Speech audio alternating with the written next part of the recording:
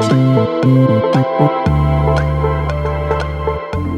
welcome to the latest episode of the Conscious Finance Podcast. I'm delighted to be joined by Poku Osei, who is the CEO and founder of Babbasa, which is a social enterprise helping young people in our community of Bristol and beyond, by the sounds of things. Poku, thanks for coming. Thanks for having us. Good to have you on. And I guess we got to know each other for a couple of years ago. Now, yeah, probably. Yeah. When I was looking for a good cause to partner with to help us fulfill our purpose, and I think all the good work you guys do from an equality standpoint is awesome. But I was keen to get you on because I've got to know you a bit more than just a charity partner. I think I got to know you on a level that I never thought I would we did the 3 Peaks together, especially when we shared that triple bedroom. Yeah. But we won't go into that. But yeah, I think your journey is really quite inspirational. And I think, accolades speak for themselves, from the Queen's Awards to, recent mention on the BBC, and the plans that you've got for the organisation are awesome. But it'd be great to start from the beginning and just learn a bit about your story, really, your upbringing, sort of what led you to where you are now. Yeah, in terms of upbringing, so I come from a family of 5 siblings. There's quite a few of us. I grew up in Africa, West Africa, in a country called Ghana, the capital. We were okay, certainly not, a wealthy family, but neither were we a family where we had to struggle on a meal a day either. I think probably one of the defining things for me is probably how my mum was intentional around values and how she wanted to raise us with values. For her, I think it was deeply influenced by her Christian faith. She didn't necessarily enforce it on us, but certainly the values of respect, honesty, fairness, looking out for people, compassion, things of that nature were deeply instilled in us. So much so that I thought that was just the norm for everybody. Mm-hmm. And I think fast forward coming into the UK, in part because I wanted to pursue my master's, but in part I was then dating a lady who was here, so it made sense to join up here.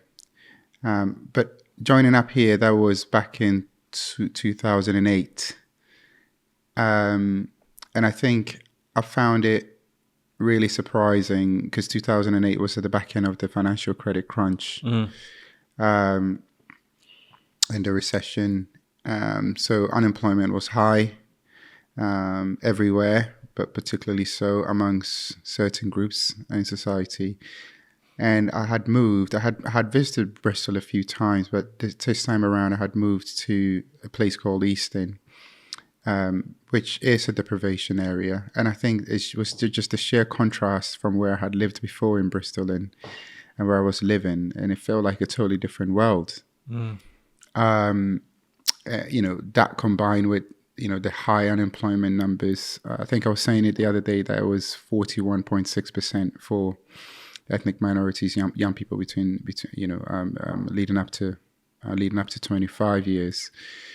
41.6% then? Yeah. It was 41.6%. It was significantly high, which then meant that it wasn't a surprise at all that it didn't take long for you to start to see them on the street, hanging out in groups and on the street. And you can tell that, the saying, the devil makes work for idle hands. Yeah. And you could see it literally as I walk in, walk out. And I just felt like something had to be done because from my perspective, even though it was a harsh economy and a harsh reality that we were facing, I also thought that there was hope. And one thing that I felt that these young people didn't have. I was young myself, but I felt like they didn't have hope. They were giving up. And I think once people give up on life, the impact on society could be very, consequential. for all of us, whether that is, whether they take to a life of crime or what they choose to do with themselves or how they impact their family's life or indeed the neighbor's life or the community's life. So I just wanted to do something small, anything that I can about it, rather than be an armchair activist. Because before you had those experiences and decided you wanted to do something about it, yeah, what were you studying? What was the plan? Oh, it was very different. It was real estate and property management. And I think, now people call it entrepreneurship, but all I knew from the age of 19 was that I wanted to be able to take care of myself and take care of my family, people around me. So I've always been, I think that back then we probably would have said, a bit of a hustler, just trying to make ends meet, whether it's, selling my shirt for more than what it's worth or my sneakers for what it's worth.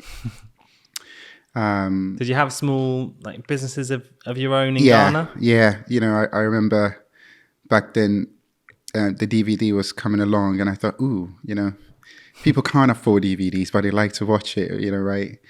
I started up a, a DVD rental back home. Blockbuster. Yeah. Back home. I was really young. I did that. My mum was a baker. And she also used to sell a bit of sort of like commodity, so bags of rice and stuff like that. And, I figured out that actually the person supplying my mum the rice to sell, why don't I go to the main supplier and broker a deal and sell to people like my mum? So I became my mum's supplier. Yeah, nice. And there were many things like that. Even when I was at school, they used to hold this sort of beauty pageant thing at school, and I figured out that actually there could be a way for us to gain sponsorship for this beauty pageant, and made a bit of money off that. So there was always something, and for me, like I said, I didn't look at it as I was being an entrepreneur. I just saw it as, what can I do to be able to take care of myself and all being well, take care of people around me. And that sort of carried on, I guess. And maybe that's where the hope also comes from. Because it sounds like you've just got an innate problem-solving mind. So you see a problem, whether it's the price your mum's paying for bags of rice, or the fact that people want DVDs, can't afford them, or the inequality that exists in Bristol. Yeah. And what can you be done naturally about it. sort of have that mind that can find a solution and act on that, which is quite rare. Yeah, I guess. I it's fair to say that I'm an absolute, optimist in that sense, and that too has its price at times.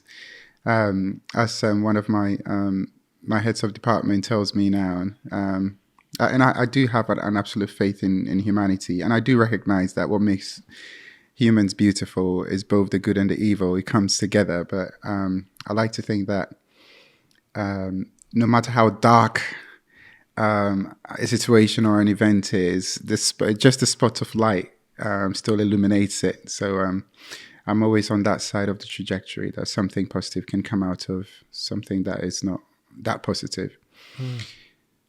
But going back to finish off your question, really. So it was fast forward to 2008. I think that's when I started to think that something should be done, or something can be done, to support these young people, to give them hope, to let them know that actually they can be in charge of their own destiny, that they could be looking out for opportunities like I used to look out for 5-6 years ago when I was their age, and make something out of it.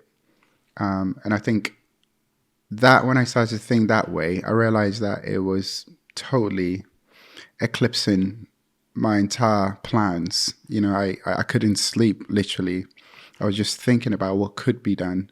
And I think that's when I realized that actually, I think my sense of purpose was changing, and actually I need to be true to myself and explore that further. And how old are you when you found that purpose? I think I was 20, 25 or 26. Quite young. Yeah, well, I guess. Not many. A lot of people take a lot longer to discover, their why, I think. And that some people feel under pressure to find it or have the perfect answer for it. Yeah. And, for me, I probably didn't find it until mid-30s, maybe. Yeah. So, that's quite early on to have that vision. Yeah. And I'll say, thank God for that, because pursuing a life of purpose is sort of really, it helps you to navigate a lot. And I think people don't realize that, when happiness comes, great. When happiness don't come, you still thrive because you enjoy. This enjoyment is different from happiness from my perspective. And I think you find enjoyment even in the struggle if you're pursuing a purpose. So I'm grateful for that, because God knows the challenges that's come my way to date. But I still wake up, and yes, at times you get hit back, but I still wake up and feel alive and feel like I'm grateful for the day, and I look forward to the day as well. Love that. But yeah, it was young, but and I could have put it off, because then I had some, I had been able to, not make a lot of money, but a bit of money. I had invested in a bit of some lands. And I was here to do my master's in real estate and property management, so that the trajectory was quite neat for me. So to be able to say, I'm not going to pursue that journey again. Well, not again, but for now, I'm going to follow these intuitions. I don't know anybody here who's doing these. I've never done youth work. I've never done charity stuff. I don't have any networks. I don't have any money again, because I had put so much money in further education, higher education. But I'm still going to follow it. I think looking back, that someone would say is stupid, and they'll probably be right to say that was really stupid. But I'll probably use the word brave. Yeah. I think, that takes a lot of bravery, especially when you were on a path already, which, you were making a good living by the sounds of things, well educated, self-funded, you've invested, you've gone sort of, all in almost on that path. Yeah. Relocated your life to the UK. Yeah. And then decided, I'm going to go on a completely different path now. And all that behind me is not wasted, but it's very, very brave to make that choice. And I think that's where a lot of people find themselves in that rut almost, or those tram lines, which are really difficult to get off. Yeah. And I think I've personally found the same, where, I was following a path for over a decade, with recruitment and working my way up the ranks in the corporate ladder, and always had sort of one eye over my shoulder thinking, there's got to be something different out there. But I was comfortable, doing well, earning a good living, looking after my family, providing, all those sorts of things. And it did take a life event to make me find that bravery to do it. But you seem to have had that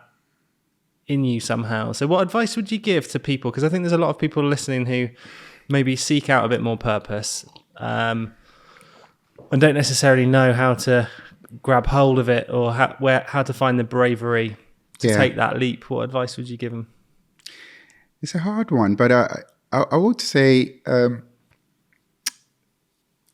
think his name was Thoreau, and he talks about Louis Thoreau. Yeah, that's the guy. Yeah, legend. Yeah, he talks about go confidently in the direction of your dreams.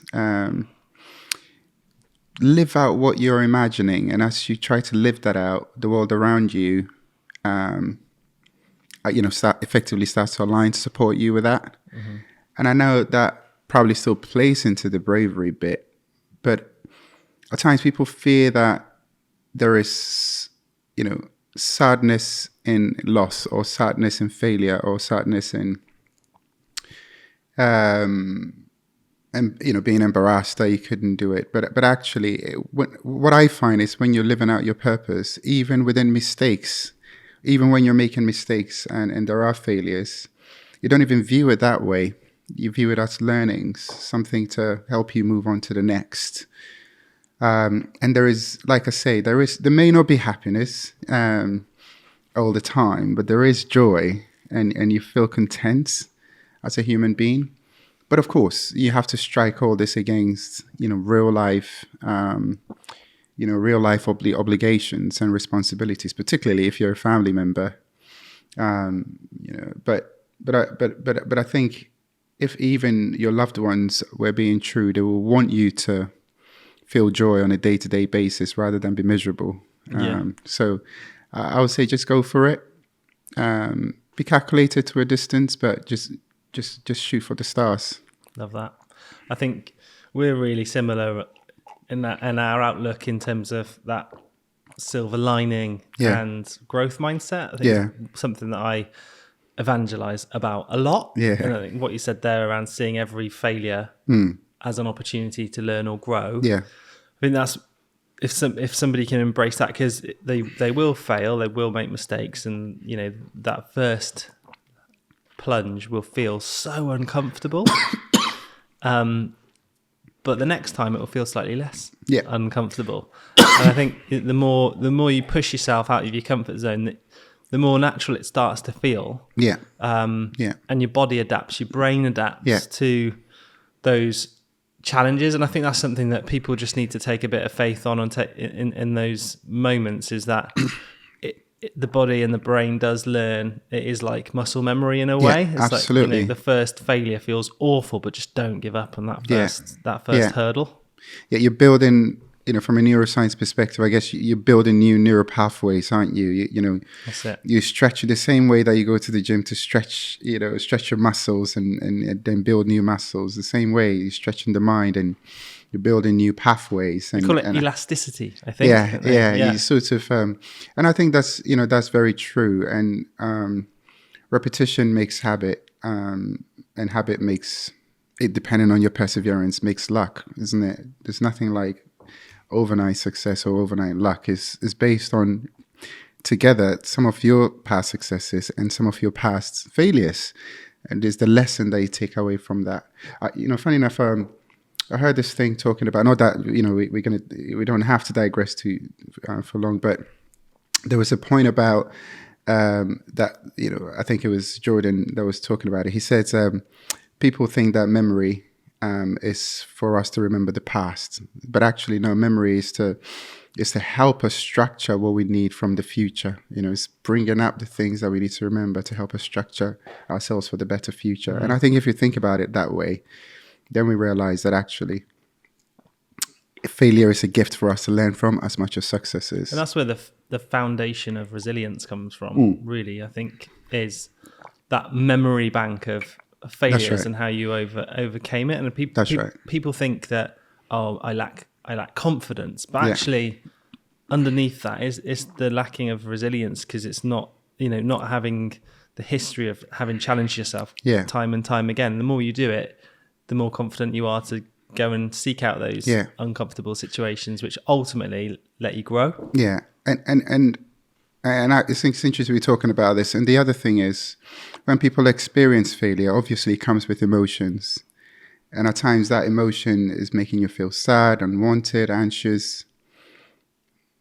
And at times people then associate those emotions with that failure, and they don't want to remember the failure, or they don't want to deal with another failure that produces those emotions in them, because we are creatures of comfort, so we don't like those things, which is fine.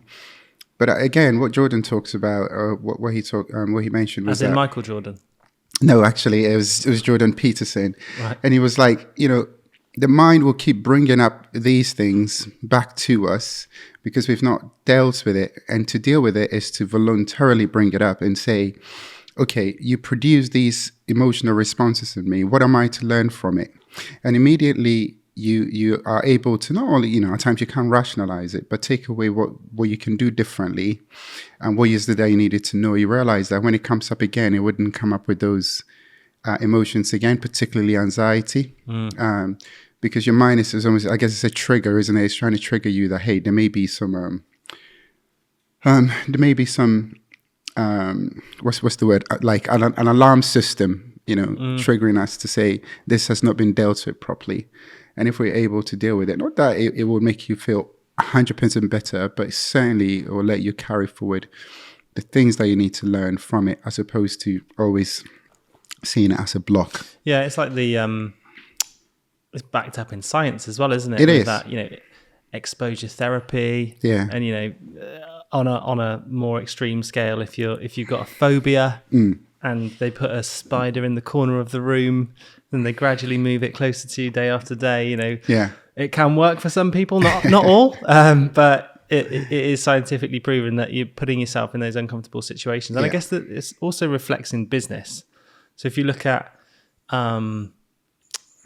Silicon Valley, for example, they're built on the foundation of fail fast, learn fast, that sort of iterative way of working. And they get out a minimum viable product that, you know, might not be perfect, but let's get it out, let's test it, let's measure it, let's fail, let's get some feedback from customers, let's then iterate and learn from those mistakes and gradually build something that is the next Uber, for example. Right. But if they didn't, if they were fearful of getting that first small product out, then those businesses would never exist. Yeah, or they became too invested in the emotions of a failure, you know, because they tested it and they failed. Then those businesses wouldn't exist either because they don't want to experience those emotions again. So they go like, oh, it's not worth it. You know, I tried it once. It's interesting. It doesn't make it any easier. Doesn't, but I think, you know, mindset and the psychology behind things, I could talk about for hours. I love it. And we've gone down a bit of a rabbit hole there. But honestly, I think half of the battles in life can be controlled by our own mindset and how we the lens that we look through and how we approach those challenges. Really. And in many ways, bringing it back to Babbasa, and for those that don't know what Babbasa does, you know, you can use the word, we can effectively empower young people to pursue their professional ambitions. And when I say empower, it's not just making them feel inspired or helping them to get clarity of their aspirations, but it's also working to broker real opportunities for them to take that first step. And at times that opportunities could be work experience within, you know, the finance sector, or it could be an internship, paid internship, or it could be an early, their first, you know, employment within that space. So we have teams that help to prepare young people, and we have teams that that help to effectively work like an ethical recruitment company that brokers opportunities for young people from less advantaged backgrounds, as Leo said earlier. And Leo, picking up your point, when it comes to the youth empowerment side, when you look at the work that we do, is by and large helping that young person to get rid of those self-limiting perceptions and constructs. And I'm not saying that that's the only issue there, but that's certainly one of the biggest issues. Because if you can help someone to come to a point where they recognize that they can self-determine, that they recognize that actually, yes, they have all these issues, but actually they can put it into a plan and start to resolve it. And there is something inherent in them that needs to be unveiled for the world, and all these obstacles or barriers, actually they can get support to address. To me, that is the most powerful thing, or some of the most powerful work that we do at Babbasa. There's so many young people that will come to us, you know, they would have been to other places, they would have spoken to family, friends, but they've just not been able to hack it. And at times the parents come and say, well, what have you guys done to my son or daughter, or you transformed their lives? And every now and then, you know, some parents want to even invite you to their home for a meal, or they can't believe it. But actually, it's recognizing that individual as a unique individual with talent that needs to be nurtured and explored, and giving them that space with a bit of cultural nuance around how you engage with them, and letting them come to the fore to accept that actually, here is perhaps where I need to get to, or I could get to in 5-10 years time. And I am prepared now to go on that journey. And with that, I will be letting go of these bad behaviors. It may still come back, but I now know for myself, not because someone else is telling me that I need to let go of these bad behaviors, and I need to learn these new things. And I trust in Babbasa. Babbasa has made me trust that they'll be there along the way. And I think that's what makes Babbasa special. In the past, I used to talk about how we are like an all-weather runway, and those young people are the planes, really.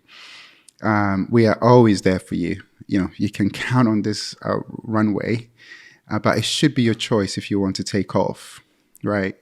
We will give you all the guarantees that we're here to support you. We may not even know it all, but it should be your choice. And if you do take off or try to take off, that's to your credit.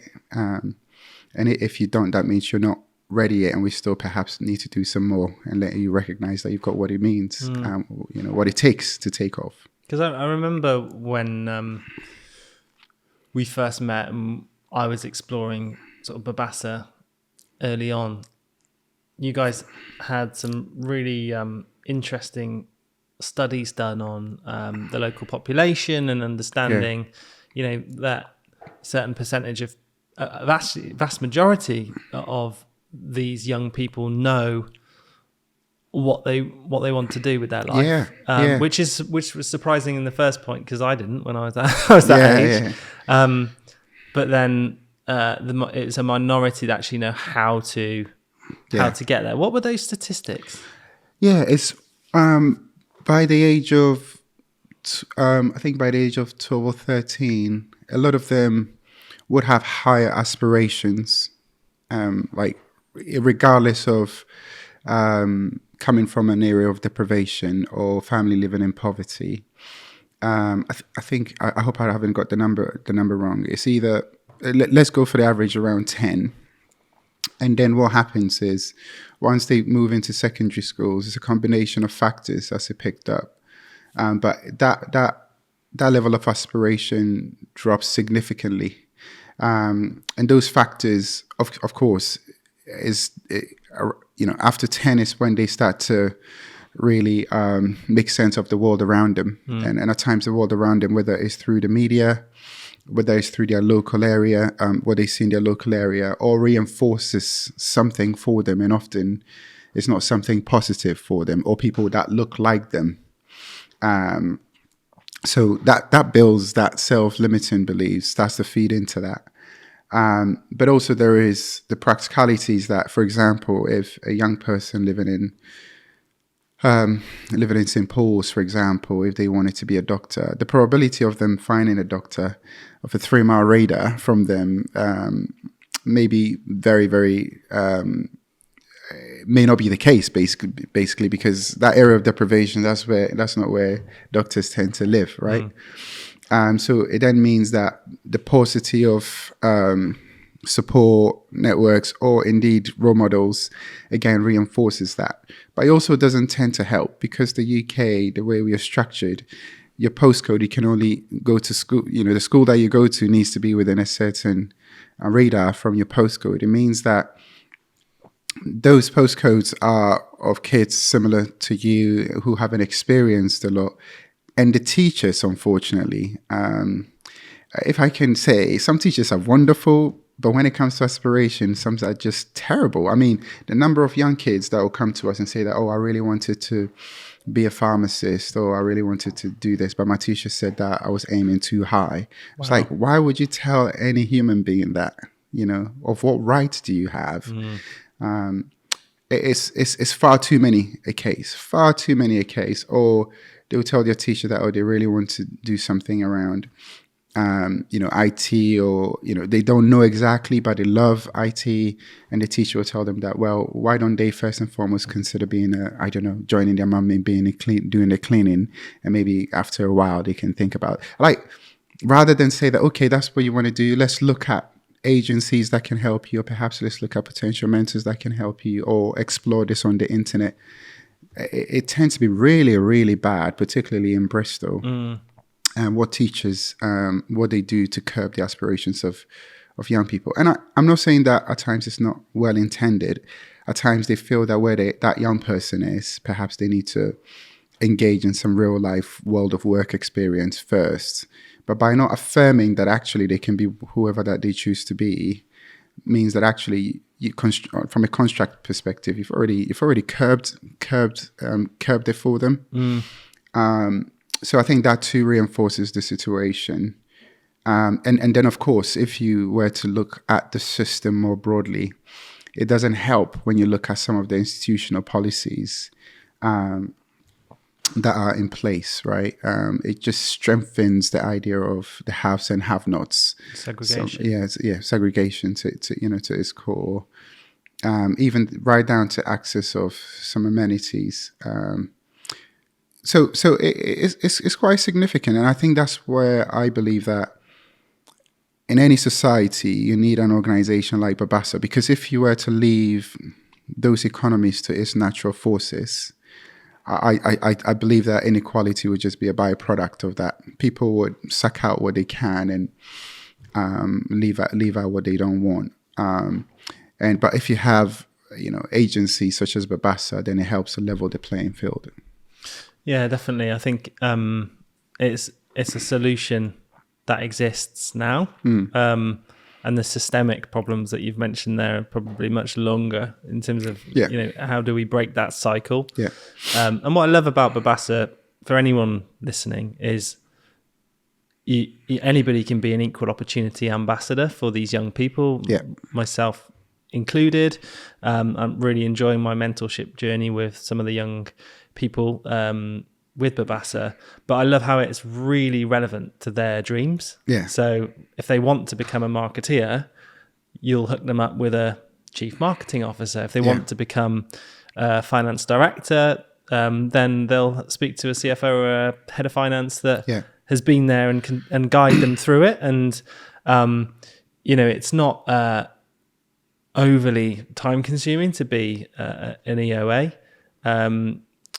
And I think it's one of those opportunities for anybody to have a bit more of an impact on the young people in our city.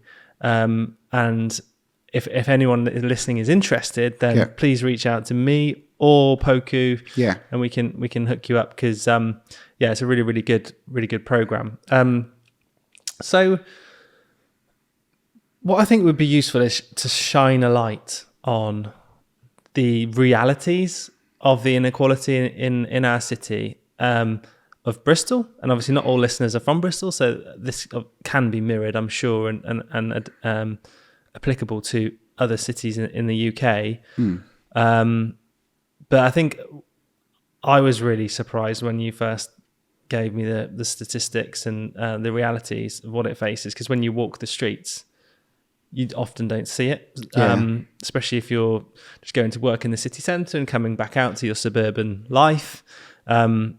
It's hard to understand. So could you just give the audience a reality check on the inequality that exists in our city?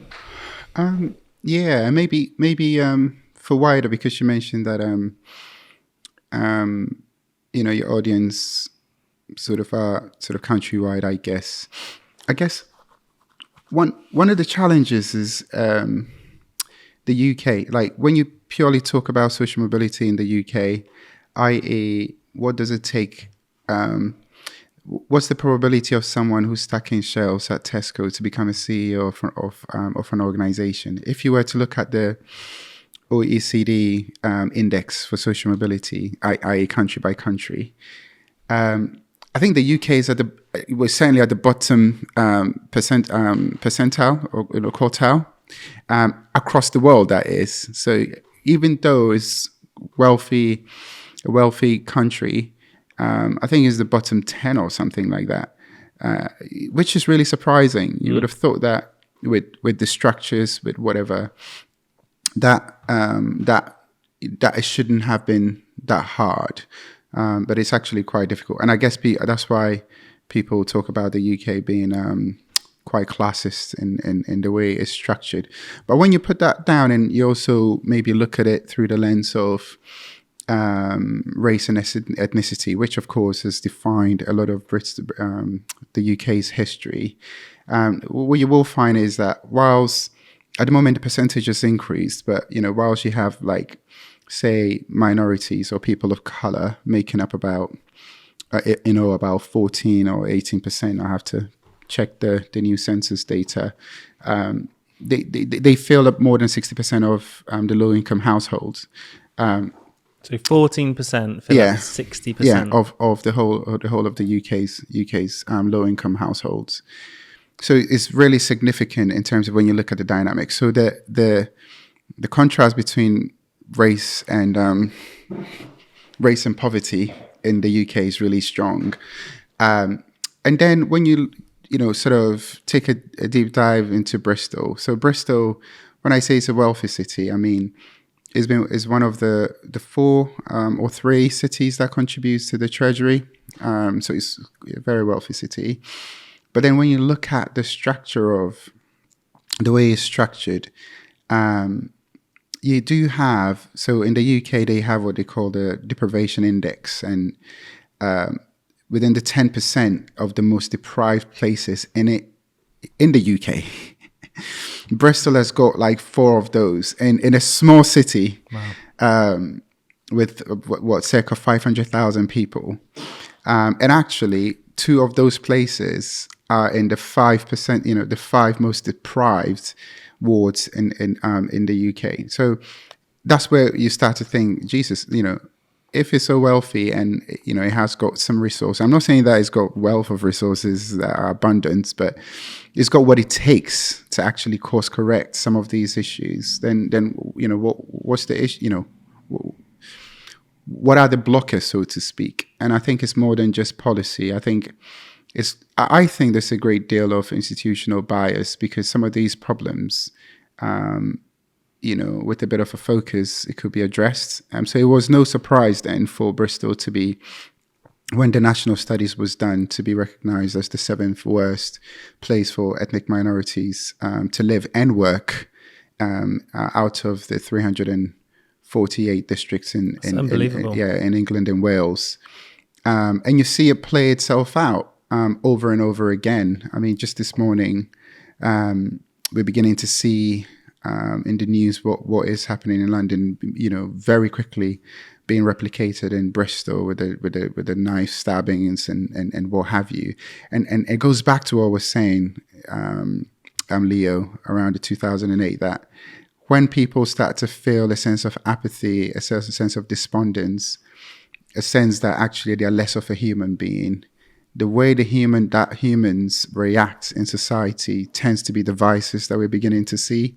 And there's a cost to all of us, right? We don't want our daughters to go out and us thinking that are they going to come back safe, because the city is being ridden with knife crime and theft and what have you. So it's something that all of us as individuals, we need to really start to look at. And that's where I say that inequality kills, but it kills in a slightly different way. So the stats are very there. You have more than 2/3 of ethnic minority that used to live within very concentrated areas within the inner city parts. And guess where the highest deprivation also sits? There's another higher deprivation that also sits in the south of Bristol, which is largely white working class, which also needs significant address. So that's where, again, the intersection of race and class come in. And I can keep going on and on with the stats. You have streets literally apart where the life expectancy or mortality, difference is 10 years. And when you look at why that's the case, you see that strong issue around class and race being played out in the places where people are dying 10 years younger than the other side.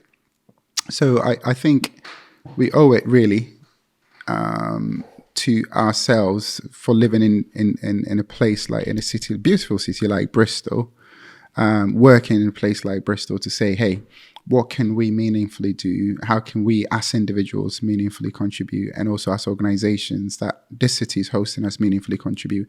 And also, how are we really holding the mirror to the public authorities on the issue in a meaningful way, sustained, meaningful way? Anyway. I guess that leads me on nicely to my next question. Hopefully that's been quite an eye-opener for the audience, and I'm sure a number of people are thinking, right, how can I help close that gap? So for the majority, white-collar business leader, finance leaders out there that are listening, how can they move the needle? What is your view in terms of the role of business to help bridge that inequality gap? I think for businesses that are operating in Bristol and surrounding areas, if you're a manager or a head of or a senior manager, you're in a position to recruit. At times, it's just a question of, okay, often when you advertise, it's just, you advertise on your website and that's where it ends. You can ask the question, how are they making sure that, roles being advertised are using some unorthodox channels, are connecting with organizations like Babbasa or even some local clubs to let people know that, your organization is open to talent from all, from all areas of the city in and around, right? So that is a question that you can ask your HR team. I think, businesses, as us leaders in businesses, we can also say that, look, we do this. Core 3 is an incredible example. We choose to give this thing that we call, corporate social responsibility. At times, we call social value, or we try to do something for local, for charity, quote unquote. You can ask the question, how are you doing that meaningfully in a way that responds to the needs of the areas that is hosting you, right? Because even if it's for selfish gains, you can say, this is where you want your staff to come and live. There's a reason why people are moving away from London, because they think that is crime infested and they're moving out to the south, right, to Bristol. And it is beginning to happen here too. So how can you play an active role, even if you wanted to be selfish with that? And actually, it could be £1,000 that you have. It could be £10,000 that you have, but making sure that it's targeted and is reaping its benefit in tenfolds by doing just a bit of work to understand or engage with us to understand what's happening at a community level really, really goes a long way. And at times it doesn't have to be just money. It could be your staff. Maybe your staff have got 2 days of pro bono time or 1 day of pro bono time, or perhaps they don't even have any days pro bono time, but being able to let them know how they can invest in the lives of ordinary people, young people, or should I say less advantaged people in the city, by giving them the information of the charities that exist in and around the city. I think you could be doing your part. And of course, as a business as well, I will say, it's not just about what you do for, but also what you do within. So as an organization, recognizing that actually you may be having some talents that are coming from these different backgrounds, and asking the question that actually, how are you fostering an inclusive workplace to allow people to thrive, to allow people to feel like they belong in a way that lets them give back to the organization in a positive way. I think that's important. Yeah, I think that's what a lot of organizations aspire for, building an inclusive culture, and there's a lot of claims out there as well that they do have inclusive cultures, and I think, in my opinion, you could correct me if I'm wrong, but inclusion comes before diversity, because if you can't create that culture where people feel safe, where they can be themselves, where they can bring their whole self to work, then they're not going to stick around, even if you have a great way of attracting diverse talent in the first place. So, what's in your view? How can a business truly make improvements when it comes to their culture from an inclusion standpoint? There are a number of ways to approach it, but I think maybe five things, if I may. I think the first is the leadership commitment, isn't it? It's just sending that signal that, as leaders of the organization, you don't know it all, but this is your view or your vision of what you would like your organization to be, and giving permission for people to engage is important. I think secondly, probably thinking about, or more broadly, let me do principles instead. Secondly, I think really recognizing that to create an inclusive work environment is to be collaborative in that sense. And to be collaborative is thinking, posing the problem at times out and having trust that there will be, people will respond to it because it's about people. Were you going to say something? Yeah, I didn't want to interrupt, but it did remind me actually of that. Creating an environment where people feel that they do have a voice. Yeah, absolutely. And then going back to psychology again, which I love. Yeah, is that how to sort of really encourage that psychological safety. Yeah, absolutely. And it's important. I always say that what is inclusion is people feeling heard, feeling seen, feeling empowered, feeling like they belong. And I'm sure I'm missing one more. And then you can, from a strategy point of view, you can take each of these points and say, okay, how are you going to do that? And you can't do that in your, just behind a closed door. You have to do that in a collaborative way. And you have to be clear the why. Maybe that's the third principle. Why do you want that? Maybe for some of your leaders, the moral imperative may be strong, but it needs to be more than a moral imperative when you're running a business. Because when the budget gets tight, you want to have a rationale as to what you cut and what you don't cut.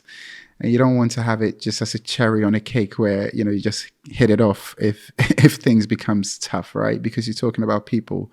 So you need to be clear about your why.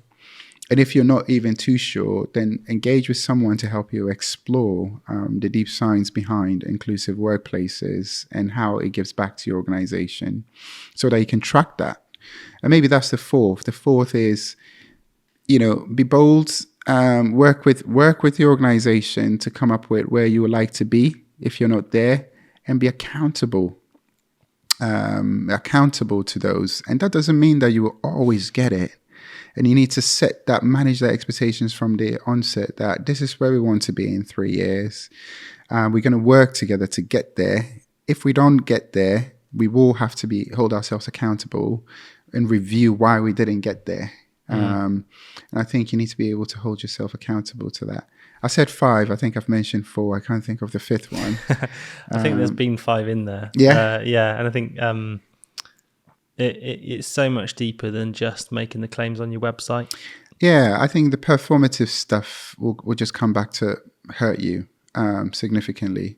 And we've seen that over and over again.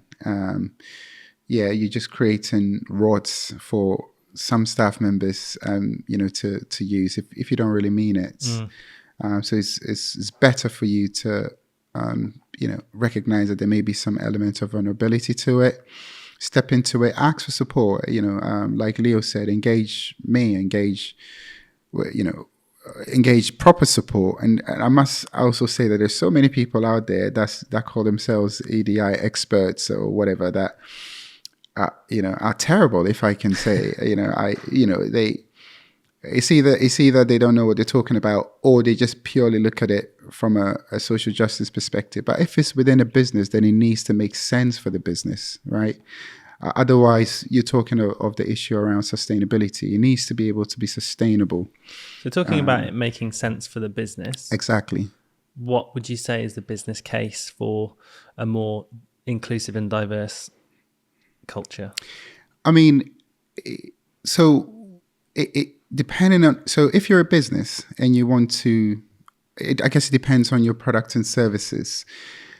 We are in a world where at the moment the choice is so much, right? Even if you were selling a mug, someone can buy the same mug from China by just a click, right? So to have that customer loyalty or affinity is more than developing a good product. You need to be people need to feel like they have affinity with that. And for people to feel like they have an affinity with your brand or your products, again, we're living in a world where I think that affinity and loyalty comes with if they feel that you mirror them, they can see them, an element of themselves in what you're selling or what your brand is about. So to understand that, we live in a very cosmopolitan and multicultural world. So for me, understanding diversity and inclusion, first and foremost for your staff, and hopefully getting a representative workforce, will be helping you to mirror those values externally, which actually hopefully opens up your market, your market share or your share in the marketplace. I think that is one. I also do think that we are creatures of association, right? There's a reason why some people feel othered and excluded.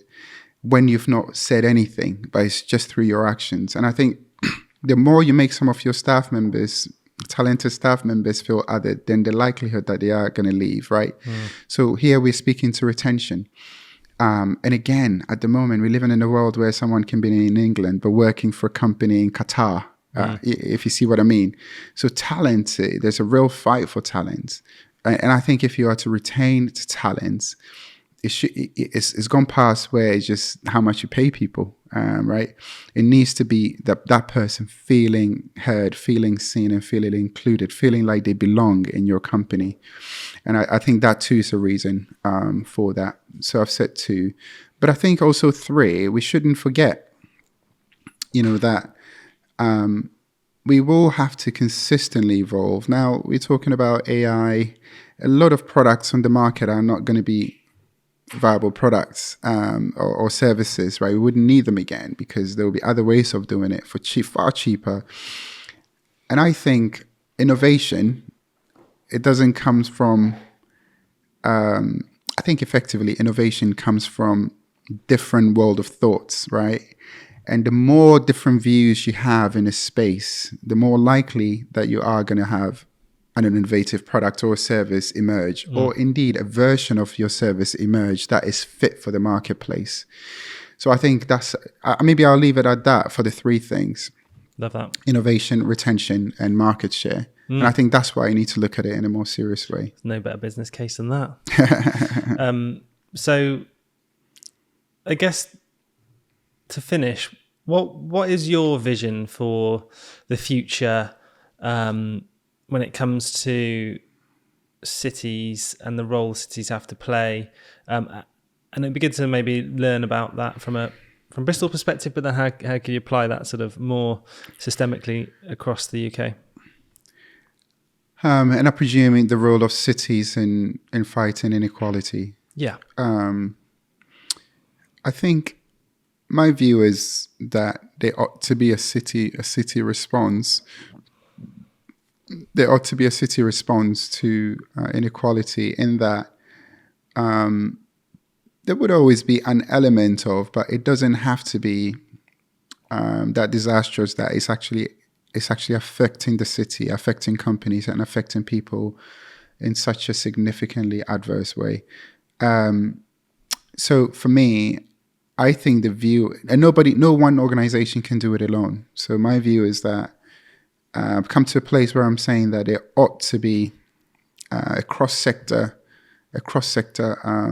partnership or collaboration that ideally is held by the city authorities, working in a very collaborative way with the private sector, and of course, community associations or community partnerships, in a way that helps to direct the flow of,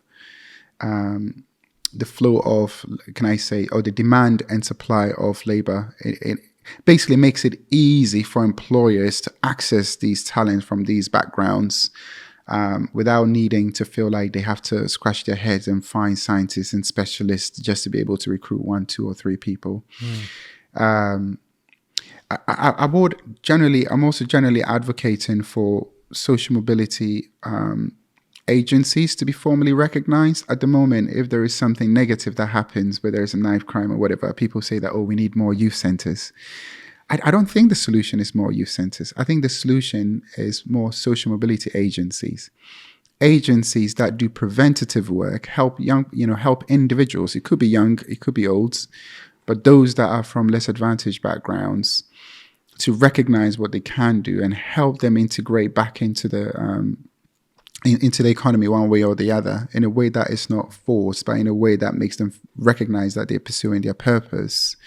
And I think if we can have organizations like Babbasa, in whatever forms that it is, existing and being recognized and supported in different cities, I think that's where we can truly have equal access to opportunities. And from equal access to opportunities, we'll start to see some variation in the outcomes that we do receive at the tail end. What could success look like in 10 years if cities starts to respond in this way? Personally, I think what we are likely to have is that we will have leaders in the corporate world, in the political world, in the civic space who have lived experience of what it is like to be living in or coming from these backgrounds. And I think with that, if you have that, that's how come you will know that policies, strategies, and practices are going to then be shaped to make it responsive to those that come from such a background, or should I say, make it a bit more fairer. Yeah, I think that's a really good point, because every time I watch Parliament, not that I make a hobby of it, it just looks like a load of public school boys having an argument, doesn't it? Yeah, it's just not representative of our society at all. Yeah, it's crazy. I think it's 4%, or 4%, either 4 or 14%, but I feel like it's 4%, go to private schools, but 61% of our judiciary services, politicians, effectively news columnists are all 61% are all private school educated. So effectively running and running the country, someone can say, so be it. But where is the access to opportunities within that, and to what degree are some of those who are holding those positions, to what degree are they holding it by merit? Yeah. Well, I could talk about that topic for a very long time. So what's next for you, Poku? Yeah. So what next for me? Thanks for that. That's a good question. I think I'm just in the process of transitioning out of the CEO role at Babbasa, but I'm still going to be a director, so supporting Babbasa at the board level, and release a bit more time so that I can support other organizations on their inclusion and social value journey, really help leaders to think about being a force for good, but in a way that benefits that organization or other organizations and institutions. Awesome. So for anyone listening, if they really want some consultancy around improving their EDI strategy, then they can reach out to you directly? Yeah. So if you're thinking about how can they be a force for good in the local communities that host them, or how can they really think about going about creating an inclusive workplace, then yes, they should definitely reach out. Awesome. Well, thank you so much for coming on, Poku. It's been a pleasure, and I think I've had goosebumps a few times during that. So thank you. Some really inspiring stuff, and hopefully the audience feel the same. And I'm sure I'll see you again soon. Yeah, it's been a pleasure. Thank you for having us. Cheers, Poku. So thanks for listening to the Conscious Finance podcast. It's really appreciated. And if you can help us increase our impact and inspire others, it would be much appreciated. All we ask is just subscribe to the podcast, give us a like or drop us a comment. It really does help get the word out there and expand our reach, and hopefully inspire others to drive their impact further. Thank you.